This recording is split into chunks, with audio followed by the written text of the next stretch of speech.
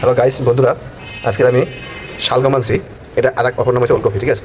এই শালগম জাটকা মাছ দিয়ে আমি তরকারি রান্না করবো। সেটা এখন আমি প্রথমে আমি কেটে নেব।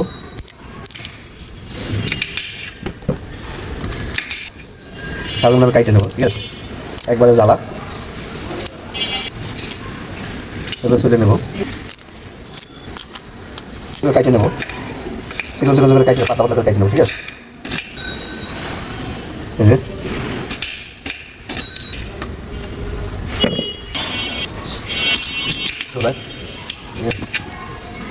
কপিটা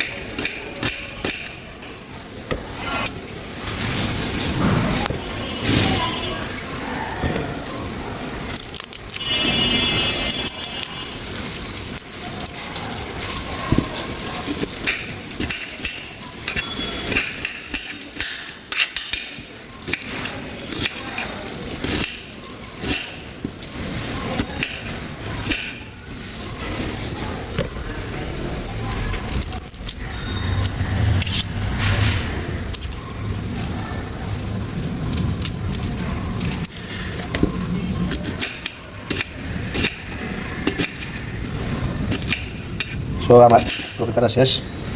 এই যে কপি কেটে নিয়েছি, ঠিক আছে। কপি কেটে নিয়েছি, পেস্টটা কেটে নেব।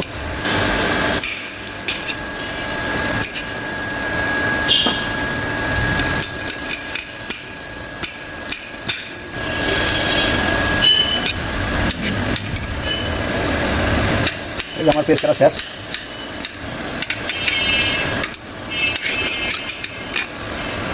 এখন আমি কাঁচামরিচ কেটে নেব।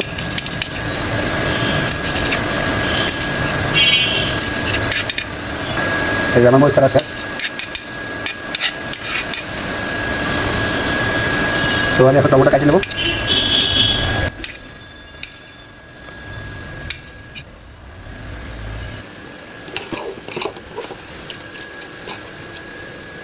আমার ভাত হয়ে গেছে গা।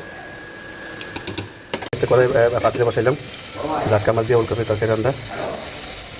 তো এখন আমি পাতিলে আমার গরম হয়েছে, আমি তেল দিয়ে দেবো। এই যে আমি তেল দিয়ে দিলাম। আমি এখন পেঁয়াজ দিয়ে দেবো। তেল গরম হয়েছে, দিয়ে দেবো। আমি সামান্য একটু আদা রসুনের পেস্ট দেবো।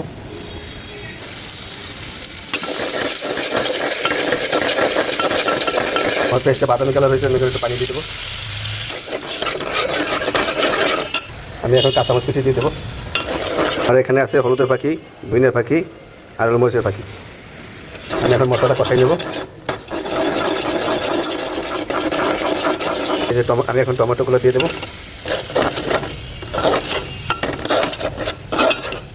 আমার মশলাটা কী অবস্থা, আমার মশলা কষানো হয়ে গেছে। আমি এখন কপিটা দিয়ে দেবো, ঠিক আছে।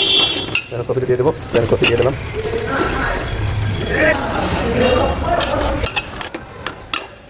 আমি ঢাকে আঁচ দেবো। আমি ঢাকে কষাবো এটা আঁচ দিয়ে, ঠিক আছে। আর এই যে আমার চন্দনী মাছ ভাইজে রাখছিলাম, মানে চন্দনী বলে জাটকা বলে, নদীর মাছ। এটা লাড়া দেবো।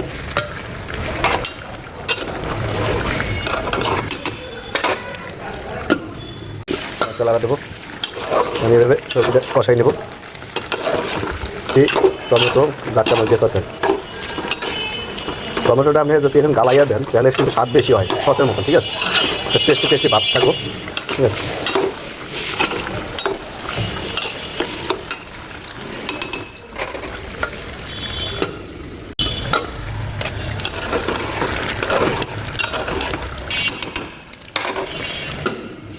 এখন আমি ঝোল দেবো। আমি এটা কষাই হয়ে গেছে, ঠিক আছে।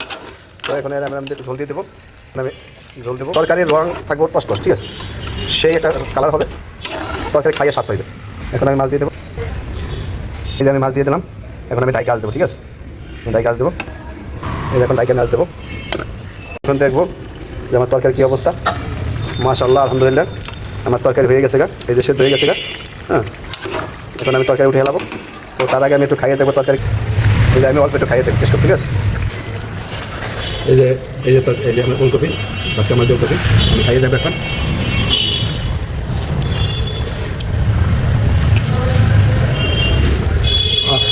সেই স্বাদ, সেই